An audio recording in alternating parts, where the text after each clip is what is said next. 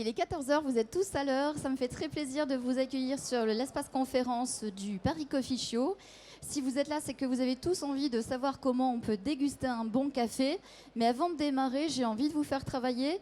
Qui d'entre vous, vous levez la main, qui d'entre vous se considère comme un total novice dans le café? Plus haut les mains, les novices. Ok, total novice. À peu près expert, enfin à peu près amateur. Ok. Et les super experts café? Pas de super experts café, donc c'est eux, les 4 ici, les super experts. On va donc leur demander des conseils et des astuces pour nous expliquer à nous tous, total novices ou pseudo-amateurs, des conseils. Alors, je vais commencer par faire un petit tour de table pour vous les présenter. Ici, donc Hugues Chazot, qui est...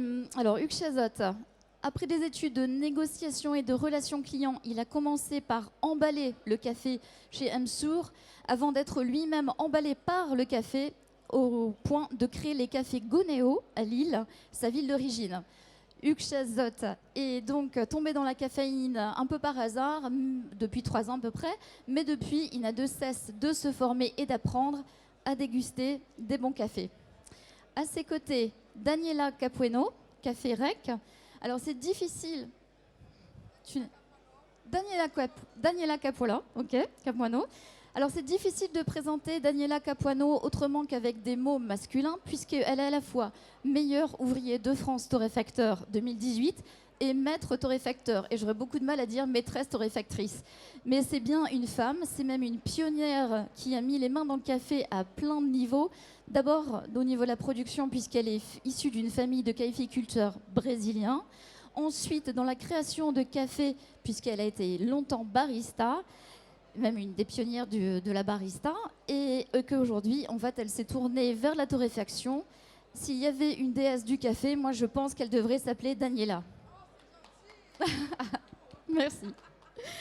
Alors Vincent Ballot, lui, il a commencé par des études en optique et en infotronique et a priori, pour moi, c'est pas le chemin le plus court pour devenir meilleur ouvrier de France 2018 non plus, mais je pense qu'il a vu clair en choisissant la filière café car il est passionné par ce qu'il fait, ça lui va plutôt bien. Aujourd'hui, il est à la fois manager de Lagrange Diffusion et membre de l'ASCA, tout en dirigeant aussi une école de formation de barista, BVB. C'est ça? Presque. Torréfaction. Alors, tu peux prendre le micro, Vincent. Je termine avec Séverine. Alors, Séverine Gendre. Si Séverine Gendre est absolument vin, elle ne boude jamais un bon café. Elle se décrit comme épicurienne, œnologue, consultante, spécialiste des accords mets et vins. Et elle va mettre la compétence œnologie au service de la caféiologie pour nous éclairer sur sa façon à elle de déguster un bon café. Y a-t-il des différences entre la façon dont on goûte un vin et un café dans ces deux métiers? Ou au contraire, est-ce qu'on fait appel à des compétences différentes? Voilà, donc savoir déguster un bon café. Moi, avant d'aller au cœur du sujet, je vais vous demander à tous votre meilleur souvenir de café. Et on va commencer avec Hugues Chazot. Bonjour. Bonjour. Mon meilleur souvenir de café... Alors, il faut le mettre... Voilà. Au montant, ok. C'était mon torréfacteur Guillaume qui avait réussi à se procurer du café de la province de Yunnan, en Chine. Du chinois, d'accord. Donc hyper surprenant du coup comme origine. C'est juste avant ou pendant le confinement et le coronavirus, donc en plus il y avait une consonance assez drôle. Et c'était une explosion complètement dingue qui allait un peu sur la vieille poire, sur des choses très surprenantes pour du café, qui nous remettait souvent sur des cuppings à l'aveugle et qu'on arrivait à reconnaître très facilement tellement qu'il était différent, aromatiquement riche. Et voilà, c'est quelque chose des fois comme des grands vins qu'on se souvient d'un arôme qui revient souvent. Bah là, on a ça. D'accord. Donc Hugues Chazot, un café chinois. Alors Daniela, ça va être très dur parce que tu connais tous les cafés du monde. Alors ton meilleur souvenir de café? Ça va être très dur parce que j'ai beaucoup de souvenirs aussi sur les cafés. Mais un souvenir de dégustation récent, c'était une dégustation d'une espèce qui est presque inexistante aujourd'hui. C'est les Coffea eugenoides, qui c'est un peu la mère de l'arabica. J'ai eu l'occasion de déguster ça et là, j'étais vraiment transportée loin dans un voyage des saveurs et des richesses aromatiques très complexes, merveilleux. Je suis encore étonnée de ça, ouais. Le café arrive encore à t'étonner aujourd'hui? Heureusement, oui. Vincent, Ballot, votre meilleur souvenir de café? Meilleure tasse de café? Alors moi, c'est l'émotion. Et c'est pas du tout le café. C'est la boîte jaune de Ricoré que je buvais avec ma maman quand j'avais 10 ans et qu'on avait le droit à 4 heures de mettre un peu d'eau et un peu de lait et un peu de sucre. Et c'est une émotion, c'est les larmes dans les yeux, c'est ça. C'est la Madeleine de Proust. C'est ça, de moi, Vincent l'émotion Ballot. café. Du Ricoré, j'aurais jamais deviné. Vraiment jamais. Séverine Gendre, alors meilleur souvenir de café ou de vin si vous pouvez faire. Non, de café. Alors c'est avec Leslie Gondard de Gram Gram. Et en fait, elle est partie au Panama et elle est revenue avec 6 kilos d'une petite baie du Panama, d'une toute petite ferme, où il restait que ça. Et en 6 fait, kilos. parce que l'intégralité de la production était partie au Japon. Et donc elle a emmené ça, mais en plus sans le déclarer, sans rien, en mettant 500 grammes dans un sac, 500 grammes dans un autre, etc. Et quand elle arrive ici, elle m'a appelé tout de suite en me disant je vais le torréfier, viens tout de suite. Et ça a été, mais on a fait une dégustation ensemble mémorable. Orgasmique. Voilà. Ouais. Donc du café de contrebande, du café chinois, du Ricoré et un café hyper particulier. On a vraiment toutes les tendances possibles et imaginables. Alors, on va distinguer tout de suite, savoir déguster un bon café. En fait, il y a 2 types de dégustation. Je vous propose de commencer d'abord par une dégustation professionnelle et on ira ensuite sur une dégustation plus personnelle et plus amatrice. Alors, d'abord, je m'adresse à vous les mofs. Comment ça se passe une dégustation professionnelle concrètement? Qu'est-ce que vous faites quand on vous voit laper, sentir, faire des bruits pas possibles? Slurper même. On slurpe. Voilà, On slurpe. vous slurpez. Ouais. Donc, qu'est-ce qu'on fait? Qu'est-ce qui se passe et comment vous jugez un café? Alors, une dégustation professionnelle, il faut avoir un protocole. C'est important pour que tous les professionnels puissent faire la même chose, pour être juste avec les produits. Donc, il faut être dans la même dosage, dans le même ratio, dans la même température. C'est très contraignant. C'est pas contraignant dans le sens où on peut vraiment évaluer différents produits avec les mêmes conditions pour tous. Ça se passe comment? Il y a une espèce de charte. Vous avez des croix à mettre. Il y a des différents protocoles. On suit plus, moi en tout cas, les protocoles de l'association du café de spécialité. Et en fait, c'est comme si on tranchait cette tasse de café en différentes catégories et on va juger les choses séparément avant de juger l'ensemble. Alors Vincent, on juge quoi d'abord? La température, ça se passe par le nez, ça se passe par la vue, comment ça se passe? Daniela, qui est brésilienne, a raison. Le café parle à tout le monde. Et le café, on ne parle pas tous la même langue. Et pourtant, il faut qu'on parle tous la même langue café. La meilleure façon de le déguster, c'est avec le protocole, effectivement, qu'on appelle SCA, en immersion toute simple, 55 grammes par litre, 4 minutes d'infusion, avec une température particulière, pour le préparer de la manière la plus simple possible. Que dans le pays producteur, que chez le producteur, que ce soit chez le torréfacteur ou le consommateur final, on déguste de la même manière. C'est ce qu'on appelle du cupping? C'est le cupping et on slurpe, on prend une quantité dans la bouche, on fait effectivement une rétro-olfaction, on vaporise le maximum de molécules dans l'épithélium nasal pour que le maximum de molécules viennent exciter les capteurs, pour qu'on puisse effectivement tenter de trouver les bons mots, pour donner les bonnes phrases, les bons mots sur ce que l'on perçoit et que l'on puisse parler tous la même langue. Donc c'est pas une mode de faire du bruit, c'est vraiment un travail que vous êtes en train de faire pour que tous les arômes se... Alors qu'on grume pour le vin, on a plutôt l'impression, enfin la tendance à faire rouler le vin dans la bouche. Le café, effectivement, on essaie de vaporiser au maximum pour que ça marche aussi derrière le nez. Donc, la vue d'abord, vous regardez la couleur, un peu comme on regarde la robe d'un vin, ou d'abord on sent? D'abord on sent. Oui, la vue et l'odeur, ça vient presque ensemble. D'accord. À sec, ça veut dire les cafés moulous. Après, une fois qu'on met de l'eau chaude, on va encore ressentir. Et ça s'appelle arôme et fragrance. Et après, la fragrance, après, il y a les flavors, c'est la mélange de ça avec les arômes, les goûts. En fait. D'accord. Et là, ça se passe dans la bouche avec la rétrofaction. Parce que si on ferme les laits quand on est malade, on sent aucun goût, c'est parce que ça passe par derrière. Et après, on va juger acidité, corps, équilibre. Qu'est-ce qu'il faut pour qu'un café soit bon dans les critères SCA ou championnat ou j'en sais rien? Est-ce qu'il faut qu'il soit acide? Est-ce qu'il faut qu'il soit pas trop acide? Est-ce que vous pouvez nous éclairer sur ce qui L'acidité est un des paramètres que l'on analyse avec des critères plus ou moins forts, une acidité brillante. Il y a aussi la rondeur, il y a le corps, il y a ce qu'on appelle l'épaisseur, le corps, la lourdeur sur la langue. Et puis il y a l'aftertaste, la longueur en bouche. Il y a un glossaire important.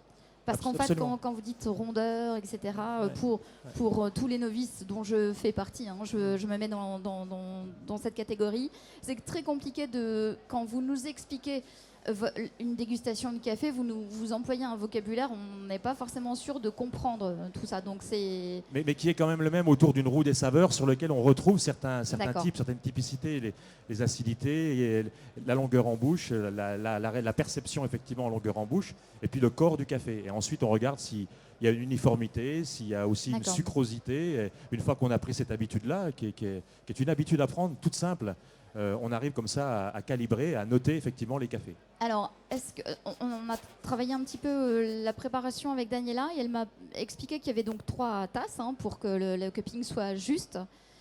C'est ça? Oui, une espèce ça peut être 3 ou 5, ça dépend. Pourquoi on fait ce cupping? C'est pour acheter un conteneur de café ou c'est pour évaluer si le profil de torréfaction il est bien fait ou pas? C'est un peu différent. C'est différent. Il faut toujours avoir en tête pourquoi on fait cette dégustation en fait. Ça va changer un peu la façon où on va prendre ces produits qu'il y a devant nous. L'importance d'avoir plus d'une tasse, en tout cas, c'est pour voir l'uniformité de ces lots qu'on déguste. Quand on parle des lots de café, je peux parler des 10 kilos ou je peux parler des 3000 kilos. Et c'est toujours un échantillon par lot. Donc, il faut qu'il soit bien fait, l'échantillon. Et c'est important de voir si toutes les tasses, elles sont bonnes pareilles ou si elles ont un défaut sur 3. Ça, après, on fait une proportion vers les lots pour pouvoir évaluer l'ensemble. Séverine Gendre, ce qu'ils viennent de nous expliquer avec le café, c'est la même chose dans le vin? Il y a un parallèle ou des différences? Oui, il y a vraiment un parallèle en fait. Alors on va avoir peut-être des termes effectivement un petit peu différents, comme effectivement le grumage et... Nous, on fait rouler avec de l'air en fait le vin sur le palais. Donc, mais ça revient exactement au même, parce qu'en fait, c'est tout simplement de manière en fait à éclater les molécules pour que les molécules en fait puissent se disperser, remonter en fait sur le canal pour la rétrofaction, puisque effectivement, vous avez quand même 80% des arômes passent par le nez.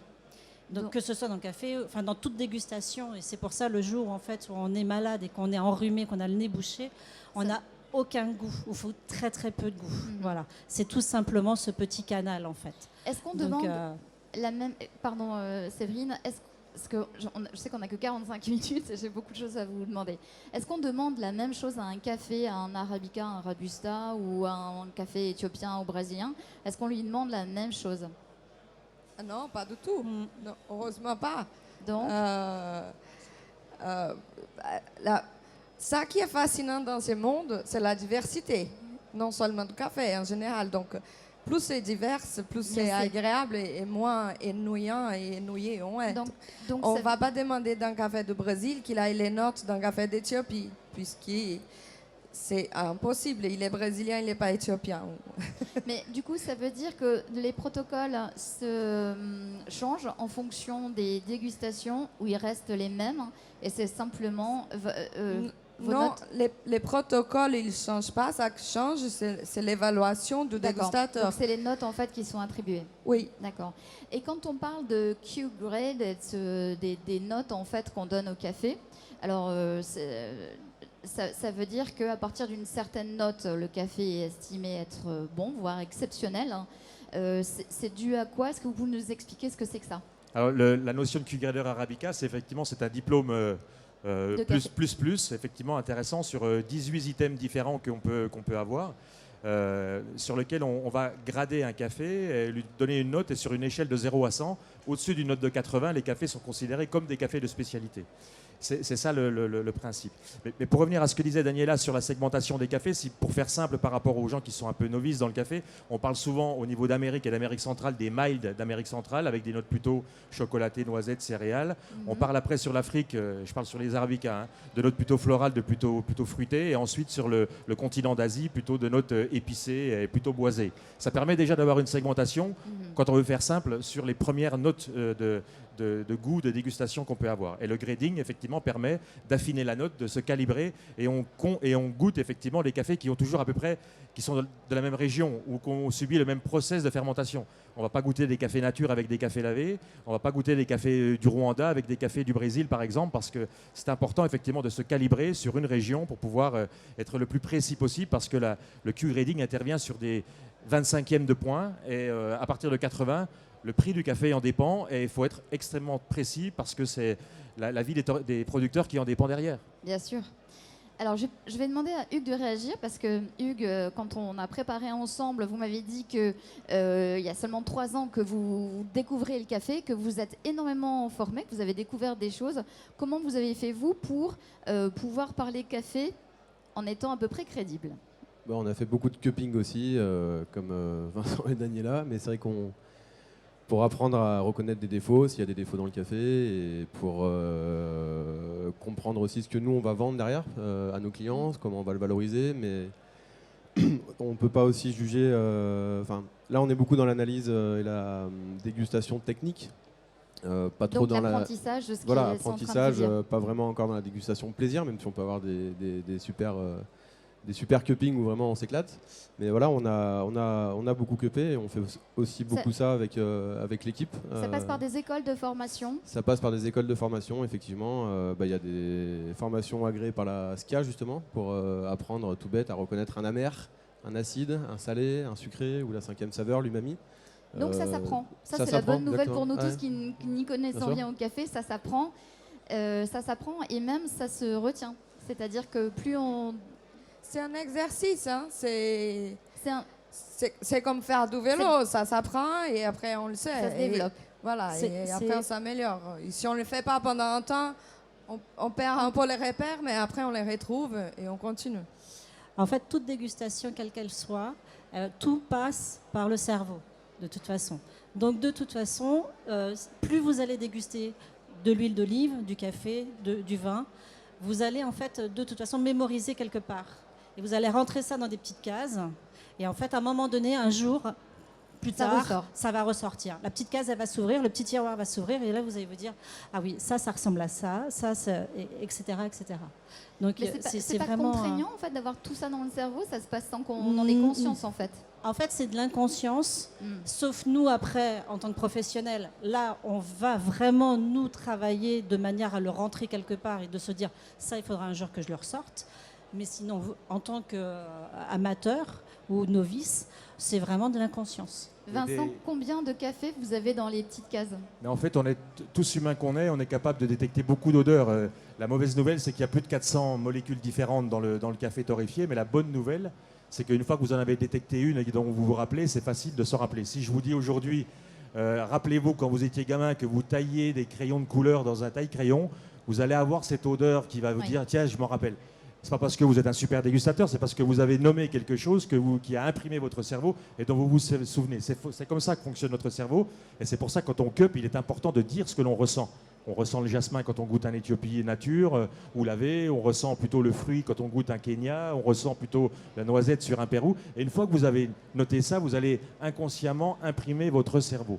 Et ça, dans le monde des dégustateurs, les humains sont 50% à être des dégustateurs moyens, 25% à être des mauvais dégustateurs et 25% à être des super dégustateurs. Mais la bonne nouvelle, c'est qu'on peut passer de l'un à l'autre en travaillant. Et puis des fois, foutre en l'air toute une expérience en chopant le Covid. Donc il faut faire attention à ça. Voilà. Oui. Oui, tout à fait, parce qu'il y a encore beaucoup de personnes qui n'ont pas réussi à récupérer le goût. Le goût et l'odorat. Alors, on a bien compris comment ça se passe à niveau dégustation professionnelle, hein, mais dans la vie de tous les jours, là je vais aussi recommencer par Hugues, comment on fait pour prendre du plaisir à déguster un café? Alors, déjà, moi je me suis mis au filtre. De plus en plus, et j'ai commencé par abandonner l'expresso. Donc le café filtre a été longtemps sous-valorisé ou dénigré, la couleur, il n'y avait pas de créma, voilà. Et pour moi, on sent beaucoup plus d'arômes, de plaisir. Ça dure aussi beaucoup plus longtemps qu'un expresso qui se boit rapidement comme un shot. Donc ça, c'est une première chose. Je pense que c'est important aussi de faire attention au contenant qu'on utilise pour boire le café. Si on se fait un café filtre sur une Chemex, un V60, enfin les machines de slow coffee, de prendre des jolis verres à vin avec des pieds très fins, avec un verre fin, je me régale. La température est importante aussi, de laisser un peu refroidir le café, tiédir, de découvrir un peu différentes notes qui ressortent avec la température. Et voilà, je pense que pour même des amateurs, des novices, de s'entraîner à faire un petit café filtre chez soi avec un bon café de torréfacteur, une bonne eau, une bonne température, se renseigner un minimum sur les points importants pour ne pas louper l'extraction. Et ensuite, effectivement, analyser ces différentes étapes avec les températures. Ça peut être un jeu rigolo. Qu'est-ce qui se passe chez Daniela quand tu goûtes un café juste entre amis, juste pour le dégoûter? Est-ce que tu le vis aussi comme les pros ou tu réussis à mettre de la distance? Ça dépend du moment. Je peux le boire comme une personne lambda qui boit du café tous les jours sans faire aucune attention à ça, parce que j'ai besoin de caféine moi aussi pour démarrer. Donc.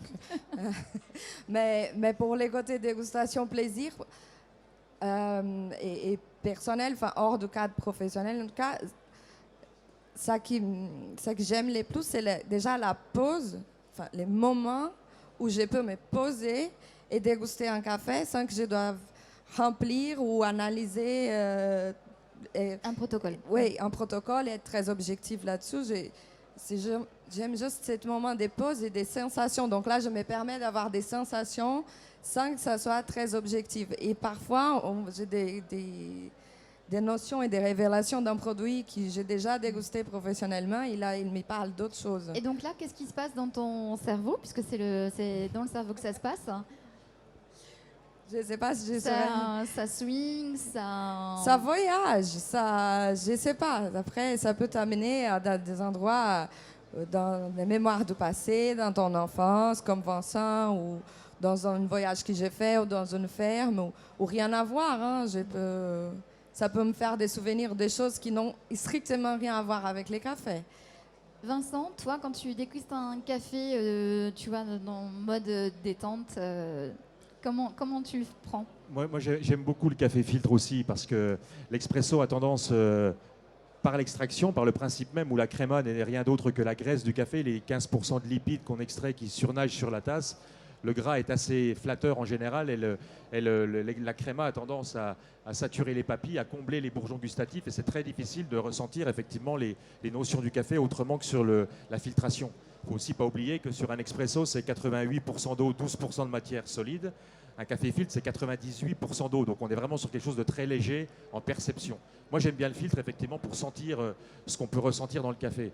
Et puis ensuite, là aussi, on rappelle les souvenirs, on rappelle beaucoup de choses.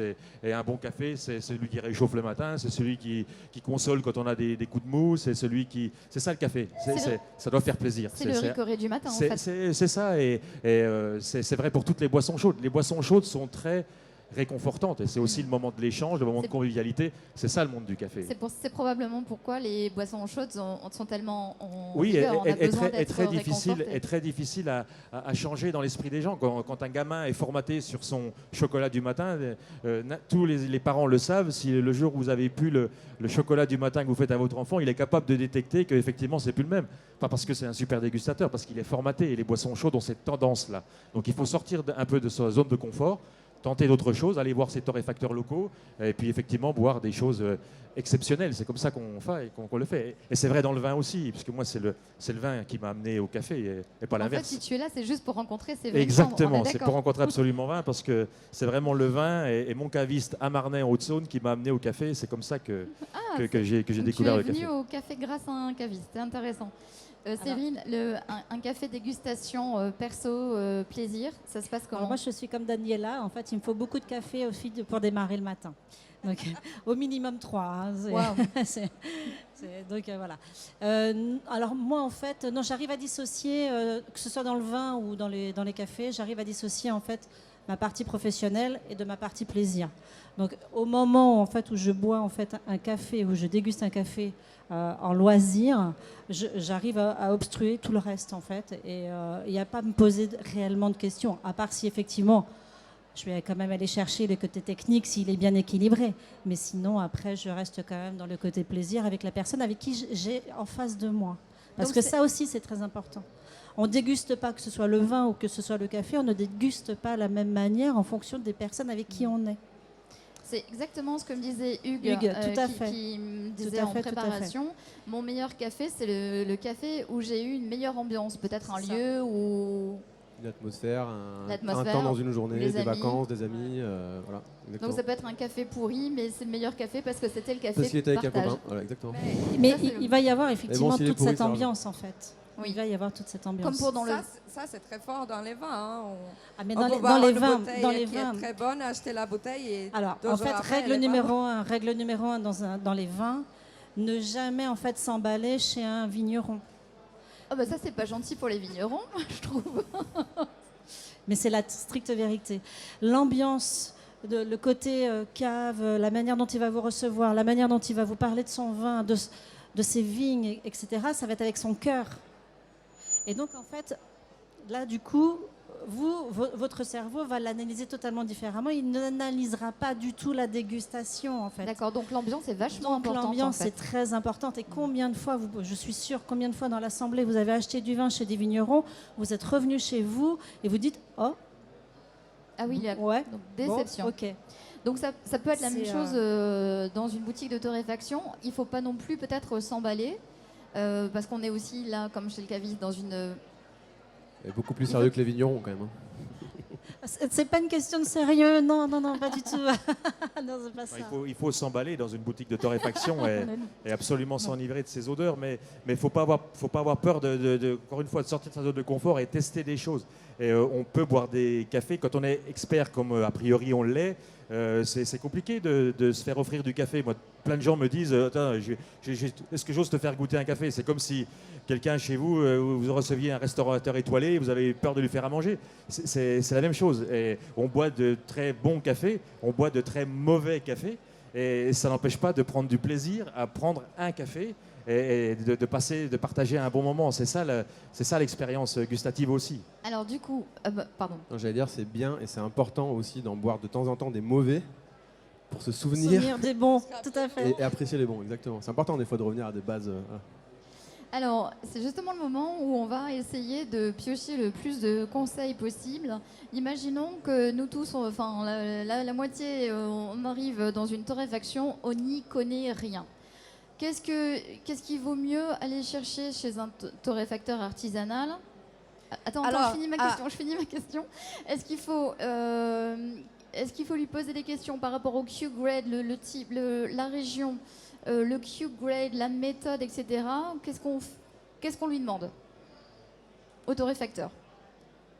Bonjour monsieur, j'y connais rien en café, qu'est-ce que j'achète? En fait, c'est plutôt le torréfacteur qui va poser la question de savoir quel type de machine vous avez chez vous et comment vous avez l'habitude de consommer le café. D'accord. Effectivement, si quelqu'un a l'habitude de consommer de la capsule ou travailler uniquement sur l'expresso, on ne va pas partir sur les mêmes profils immédiatement. D'accord. C'est déjà la première chose. Et ensuite, 99% des clients qui rentrent dans une boutique, qu'est-ce que vous avez à conseiller comme café? Les gens tout de suite disent pas trop fort. Parce que la notion déjà de fort, d'amertume, d'acidité est quelque chose de difficilement explicable.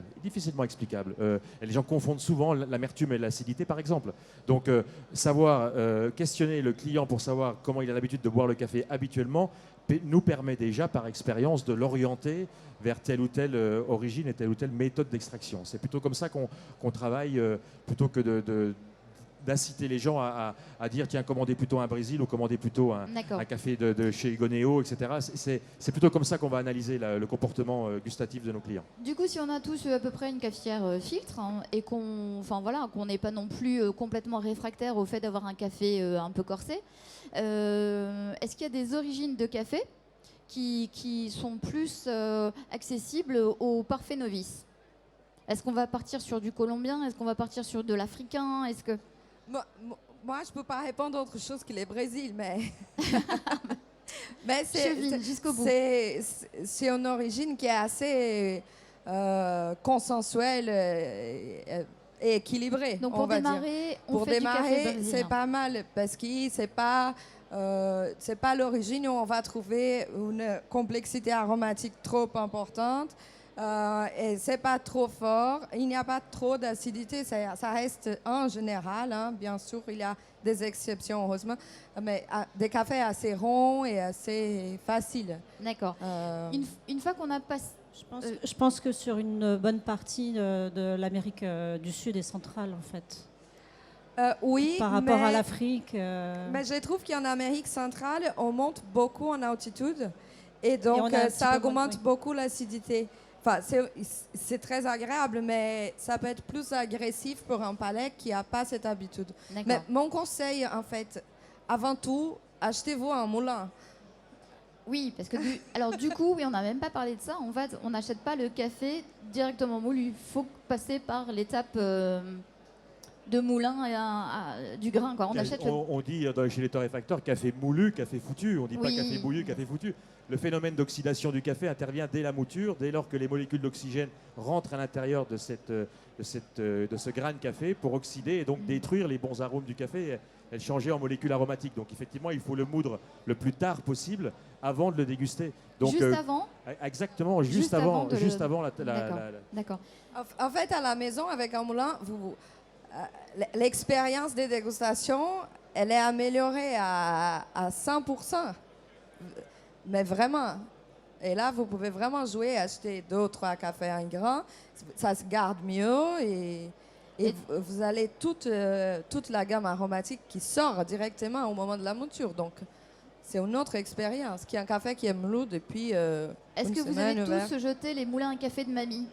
Vous les avez tous jetés à la poubelle? Bah, il faut les racheter maintenant. Voilà, c'est ça. C'est Première là, étape. c'est là que le parallèle avec le vin est intéressant. C'est comme si vous laissiez ouvrir une bouteille pendant une semaine dans Oui. votre réfrigérateur. Le phénomène d'oxydation est Bien est sûr, le ça même n'a aucun est le même sens. principe. Une bouteille de vin, c'est exactement la même chose. Dès qu'on l'ouvre, de toute façon, la molécule effectivement de l'air donc, va venir tout de suite travailler sur l'oxydation. Donc c'est exactement la même chose. De toute Donc- façon, l'air ambiant travaille de toute façon sur l'oxydation, Sur le vivant. même sur nous, sur nos peaux. Donc voilà. Chez Gonéo, ça se passe comment? Un novice qui vient, vers quoi vous l'orientez? Bah, effectivement, on lui pose des questions vraiment basiques déjà sur son Ouais. utilisation actuelle, sur ce qu'il Café, achète. filtre, etc. Et après, ce qui est très compliqué sur le côté pas trop fort ou corsé, ou les intensités que les gens ont dans la tête par rapport à la capsule. On peut prendre un café d'Éthiopie en filtre, que moi je trouve d'une intensité dingue en arôme, mais qui va paraître pour d'autres très léger, quoi. Et D'accord. souvent, l'intensité peut être caractérisée par la puissance, la mer, un peu le grillé, le boisé. Donc, c'est hyper important d'arriver à comprendre déjà ce que le client ou le Les mots. consommateur va cache derrière, fort, pas fort, doux, fruité, sucré, etc. Et ensuite, c'est l'inviter à découvrir. C'est-à-dire que peut-être lui conseiller un café qui va le rassurer sur sa zone de confort, et puis de le sortir justement de sa zone de confort et de l'inviter plus à aller tester des origines dingues qui partent sur des arômes qu'il n'avait pas du tout prévu qui s'éduque lui-même et qui découvre. tout simplement. Alors évidemment, on ne rajoute pas de sucre ni de lait dans le café. On est d'accord? Pourquoi pas? Il faut que le café fasse plaisir. D'accord. C'est le plaisir avant tout. Si vous êtes habitué à sucrer, il faut sucrer. Si vous êtes habitué à mettre du lait, parce que ça vous épanouit, il faut en mettre. Mais vous verrez qu'effectivement, incontestablement, sur des arabicas, avec moins de caféine notamment, qui est un des composantes de l'amertume important avec le degré de torréfaction, vous allez sucrer de moins en moins. Et la tendance est quand même à moins sucrer. Bien mais sûr, mais bien encore sûr. une fois, on parle d'instant plaisir. Il ne faut pas bannir les choses qui font plaisir. Il reste encore des espaces de plaisir qu'il faut liberté. conserver, non? Donc c'est plutôt rassurant aussi de Et- savoir qu'il faut s'écouter soi-même en fait. Et il y a aussi en fonction de la population. C'est-à-dire qu'en Europe, effectivement, on va avoir un palais d'une certaine manière. Sur l'Asie, on va avoir des palais beaucoup plus sucrés, par exemple. Donc un café dégusté par un Asiatique va être très compliqué pour lui. Donc il va falloir, pour lui, absolument lui rajouter en fait du sucre. On a exactement les mêmes problématiques en fait avec le vin. Le vin rouge sur l'Asie, c'est très compliqué pour eux. Parce que justement, on a trop d'acidité et pas assez de sucre. Donc en fait, il faut vraiment faire attention aussi à l'environnement et à la population, leur habitude culinaire en fait. Ça rentre dans la caractéristique. Oui, en fait, les cafés, il ne peut pas être dissocié de la culture locale où Oui. il est. On ne boit pas de la même façon en France qu'en Italie, qu'au Brésil, qu'aux États-Unis, qu'aux pays nordiques. Et en Asie, c'est pour différentes raisons. Donc, dire il faut pas mettre de sucre, il faut pas. Non, mais faites On fait comme ce qu'on vous veut. faites, en fait. Suivez votre culture. Mais là-dedans, il y a toujours des bonnes qualités à trouver et des qualités moins bonnes. C'est clair. Une fois qu'on a passé le côté novice et du coup on prend de plus en plus de plaisir avec des cafés de plus en plus puissants, différents, intéressants, vers quoi on va? Quelles sont les tendances ou les espaces, les cafés que vous avez découverts, que vous avez envie de nous conseiller? Alors café chinois, peut-être, j'en sais rien. Moi, je dirais qu'il y a deux découvertes intéressantes à faire. C'est explorer un peu les côtés variétés et être capable de comparer, par exemple, des bourbons jeunes ou des, je sais pas, geishas. Les bourbons et les geishas, ça pousse où? Juste pour qu'on situe ça à peu pousse près. partout, on les d'accord, plante. c'est un peu le cépage en fait. Oui, c'est un cépage, c'est une D'accord. variété, c'est ça. D'accord. C'est une partie des arabica et on a plusieurs variétés qui D'accord. sont développées dans différents pays, mais que c'est produit partout. Donc, un exercice intéressant, c'est par exemple, prenez une variété et la prenez en différents terroirs. Par Un exemple, je bourbon prends un jaune. bourbon. D'accord. Vous pouvez goûter un du Brésil, des différentes régions, un bourbon jaune en Colombie, un bourbon jaune au Panama. Enfin, c'est toujours la même variété. Là, vous allez avoir les effets terroirs. Un geisha, pareil, il y a des geishas éthiopiens, il y a des geishas du Panama, il y a des geishas de Colombie. C'est très tendance, les geishas. C'est une variété. Et c'est intéressant. Ouais. Vincent, est-ce qu'il y a des cafés que tu conseilles? Pour revenir un peu à cette comparaison avec le café et le vin, le café est en train de subir effectivement la révolution culinaire qu'a subi le vin il y a 30, 40, 50 ans, où quand on allait au restaurant, on avait la cuvée du patron en rouge, la cuvée du patron en blanc. On est maintenant effectivement sur des gens de plus en plus experts sur le café, qui, comme l'a dit Daniela, vont rentrer une fois qu'ils ont choisi une origine sur une notion de terroir, sur une notion de variété botanique au niveau de l'espèce, et aussi au niveau de la processus de fermentation du café. Parce que là aussi, c'est un parallèle intéressant avec le vin, c'est que le café est aussi un produit fermenté, qui peut être fermenté en général de deux grandes méthodes, la méthode nature et la méthode lavée. Et là, quand on commence à expertiser et devenir un expert dans le café, on va explorer, si on prend l'exemple de l'Éthiopie, sur un terroir de la région de Gouji par exemple, sur une même ferme caféière, une fermentation nature, une fermentation lavée va vous donner des tendances différentes. Et quand on devient effectivement expert sur ce secteur du café, comme on a pu l'être dans le vin en Bourgogne, on va s'intéresser après dans les climats de Bourgogne, les secteurs de Bourgogne, eh bien dans le café c'est la même chose, on peut vraiment aller très loin jusqu'à la parcelle, jusqu'à la micro-parcelle, et c'est là qu'on peut effectivement se faire le palais et devenir un expert du café, et c'est ouvert effectivement à tout le monde, pour peu qu'effectivement on franchisse la porte de son torréfacteur favori. C'est comme ça que vous allez le faire. Évidemment. Effectivement, la notion de terroir est très importante, comme dans le vin, tout pareil en fait. De toute façon, la terre va donner des éléments de toute façon très importants, que ce soit au raisin ou que ce soit aux cerises en fait. Donc c'est très très très important. Après, il y a aussi effectivement, nous en ce moment, on a depuis une dizaine d'années dans le vin, on a quand même une grosse révolution aussi sur la partie vinification. On essaye de travailler énormément dessus. Et dans la partie café, c'est pareil. Il y a une grosse révolution.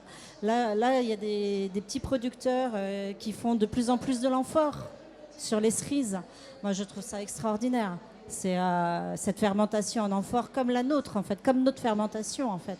Ils ont exactement la même chose, avec du coup ce gaz qui se décharge dans l'amphore et qui va donner en fait une puissance et qui va faire pénétrer les sucres au milieu de la cerise, qui va redonner des arômes très intéressants après sur la torréfaction. Ça, c'est des choses qui sont très très nouveaux. Là, vous avez sur le collectif café, vous avez quelqu'un qui fait une fermentation dans un fût de whisky. Très intéressant aussi. J'ai juste eu le temps, avant d'arriver, d'aller faire la dégustation. Très très intéressant son café. En tout cas, vous nous donnez très très envie d'en savoir plus pour tous ceux d'entre nous qui n'y connaissent pas. Elle me donne envie de goûter une mondeuse de chez Belluard élevée en amphore. Ça y est, je suis reparti sur le vin parce que c'est plutôt l'heure du vin que du café. Donc. Il nous reste 5 minutes peut-être pour prendre des questions si vous en avez dans la salle. Est-ce que vous avez une question? Ah, ok. Bonjour à tous, je m'appelle Elias et merci à vous quatre de votre contribution. J'aimerais rebondir sur ce qu'a dit Hugues et Vincent, notamment sur votre préférence pour les cafés filtres. On a beaucoup parlé de café expresso, mais on n'a pas parlé du cascara. Qu'est-ce que vous en pensez et comment vous le voyez d'ici, je sais pas moi, 5 à 10 ans? Merci. Castora, c'est ça? La cascara, oui. Cascara. La cascara, d'accord. c'est en fait la pulpe de cerise autour du café Merci. qui est pas un élément qui était justement jusqu'à présent utilisé, mis à part en engrais ou qui avait plutôt une mauvaise connotation. Il ne faut pas oublier que le café au départ c'est une cerise et que contrairement à chez nous, ici on crache le noyau, on mange la pulpe et dans le café c'est l'inverse, on garde le noyau et on crache la pulpe. Et c'est vrai que la cascara est plutôt un produit qui est pour l'instant en devenir, qui est aussi un très bon moyen de valoriser la filière caféière pour les producteurs parce que c'est un produit que l'on jette pour l'instant. Et il y a beaucoup de difficultés pour l'instant au niveau de la norme et de l'administration européenne pour reconnaître ce produit-là comme un élément légalement utilisable. Mais en termes d'infusion, c'est un très bon produit. Moi qui suis dans la grange, moitié un thé, moitié infusion côté féminin et café côté masculin, on utilise Quel de la cascara pour de raccourci l'infusion. En ayant Daniela à côté, Eh de oui, dire ça. absolument. Non, mais c'est vrai qu'il y a une connotation effectivement plutôt d'infusion plutôt que d'extraction. Et moi, j'aime beaucoup la cascara. J'en utilise une qui vient de Suisse et c'est un produit fabuleux en infusion pour donner ce goût caféiné, parce que n'oublions pas que la caféine, elle est présente partout dans la plante caféière, y compris dans la cerise. Et elle donne des notions de cerise, de fruits rouges tout à fait intéressants, mais en infusion et non pas en extraction. Est-ce qu'on peut l'utiliser aussi en cuisine, la cascara? On peut l'utiliser dans tout, effectivement, D'accord. absolument. C'est un produit de base qui peut être utilisé pourvu qu'il soit stabilisé, parce que c'est un produit qui fermente très vite dès la cueillette de la cerise. Et il faut quand même le stabiliser. Et souvent, il est stabilisé par une pasteurisation et ça empêche effectivement ensuite le De développement la de la transformation. D'accord. Vous aviez une question, madame? Je voulais juste donner un conseil pour la cascara. Si jamais vous achetez, que vous allez faire à la maison, pensez à rincer là avant de faire l'infusion. On passe dans l'eau froide, on jette cette première eau et après on infuse. Et si vous achetez de la bio, c'est un peu plus sûr que de la non bio parce que les engrais, ça reste sur la peau. Voilà, bonjour, d'abord, ma question, ça s'adresse à la dame, voilà, qui est en face, qui a parlé par rapport au café pour l'Asie. Vous avez donné des conseils pour le café consommé en Asie. Moi qui viens d'Afrique centrale, j'ai distribué le café de l'Afrique centrale. J'aimerais bien savoir si vous pouvez nous donner des conseils, comment on peut le consommer. Nous les Africains, qui n'étaient pas les amateurs, l'Afrique centrale, peut-être là où le café a été né au départ. Est-ce que vous pouvez nous conseiller comment préparer le café pour les pays qui ne consomment pas, pour qu'on puisse le consommer mieux actuellement? Merci. Alors là, malheureusement, je pense que je vais plutôt passer la parole par là, puisque je suis dans le café au niveau de l'Afrique, je ne suis pas une grande spécialiste. C'est mon... malheureusement. Par contre, là, après, je peux vous parler effectivement au niveau des palais. Vous, sur l'Afrique, vous avez des palais avec des notes assez épicées, assez puissantes, assez fortes. Donc, normalement, un café sans sucre pour vous, ça devrait très facilement être réalisable, en fait. Convenir. Vous pouvez déguster du café sans sucre, en fait. L'Asie, c'est tout simplement parce qu'en fait, ils ont, au niveau culinaire, et c'est ancestral, ils ont des milliers d'années derrière eux de consommation, de cuisine à base de sucre. Donc, du coup, si on leur donne un café avec que de l'amertume, pour eux, c'est imbuvable. Et comme le vin rouge. Le vin rouge, ils ont mis très très longtemps à pouvoir déguster du vin rouge. Au départ, ils buvaient que du vin blanc sucré, en fait. Donc voilà. Donc, je pense que, mais après, je pense que là, vous pouvez prendre le relais pour l'Africain. Alors, Vas-y. juste très très vite, puisqu'on est... Oui, parce que là, il va nous falloir 2 heures. Je pense... Et, en fait, c'est l'histoire, la culture. Culturellement, effectivement, très peu de pays producteurs de café sont consommateurs de café. L'Éthiopie est un pays producteur et consommateur de café parce que c'est le berceau de l'humanité et du café. Les pays, effectivement, africains centraux et de l'Ouest sont des pays colonisés sur lesquels le café n'était pas une culture vivrière nécessaire, effectivement, à l'épanouissement des populations. Donc, on a plutôt cultivé ces produits-là pour alimenter les pays européens. Donc, c'est un problème culturel et historique. Et il serait bon, effectivement, et important que, déjà, ces producteurs vivent de leur production, mais pour apprendre à, entre guillemets, à consommer le café, il faut apprendre à le torréfier tout simplement. C'est la grande différence entre l'Éthiopie où vous avez 110 millions d'habitants et il y a 80, la moitié de la population, puisqu'en général ce sont les femmes qui torréfient là-bas sur place. Vous avez 60 millions de torréfactrices en Éthiopie parce que les gens consomment là-bas.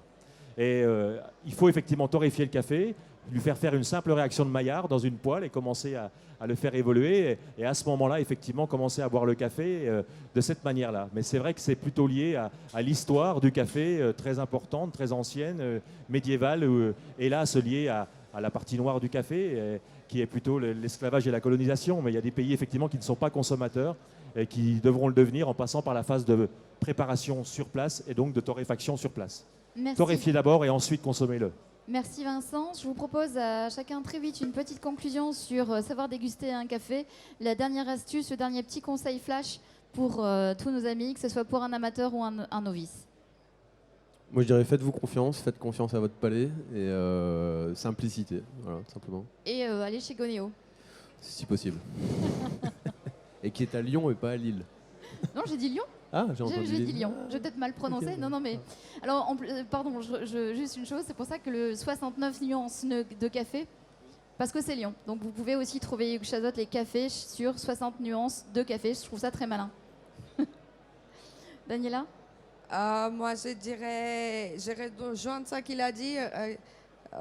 Croyez dans ça que vous sentez. Parfois, on a l'impression que c'est pas possible de sentir ça ou de voir cette note ou qu'on est en délire complet ou qu'on est en train d'inventer un truc. Non, peut-être qu'elle est là vraiment. Et soyez curieux, en fait. Goûtez, goûtez, goûtez. Curieux. Oui. C'est bien, ça me plaît. Allez chez vos cavistes, allez chez vos torréfacteurs. Comme l'a dit Daniela, achetez un moulin, des petits moulins, retrouvez le moulin de la grand-mère, le moulin Peugeot qui est cher à notre région puisqu'ils ont été inventés là-bas. Et puis fuyez les cafés qui sont trop torréfiés. Parce qu'effectivement, n'oublions jamais que les cafés trop huileux, trop torréfiés, sur lesquels on a appliqué une cuisson trop importante, sont aussi un élément de destruction de certains arômes. Donc une fois que vous avez le moulin et des cafés pas trop torréfiés, qui ne graissent pas votre moulin, vous êtes à peu près sûr chez votre torréfacteur d'avoir les bonnes choses. Mais allez chez votre caviste, allez chez votre torréfacteur et buvez du café et soyez heureux. Allez sur la simplicité, en fait, pour démarrer. Et regardez aussi, c'est toujours très intéressant, le rapport qualité-prix. Parce que vous vous rendrez compte qu'en allant chez un torréfacteur et d'acheter lapsus, d'acheter du café en grains, va vous revenir beaucoup moins cher qu'un café en capsule. Et vraiment beaucoup moins Et cher. bam. Donc voilà, Je allez vous au plus remercie simple. infiniment. Merci à vous quatre d'avoir participé à ce jeu de conseils pour les amateurs et les novices. Et merci à vous d'avoir été présents pour cet espace conférence. Une derrière, juste derrière. Je laisse peut-être Rachid de faire l'annonce pour la conférence derrière. Merci à vous.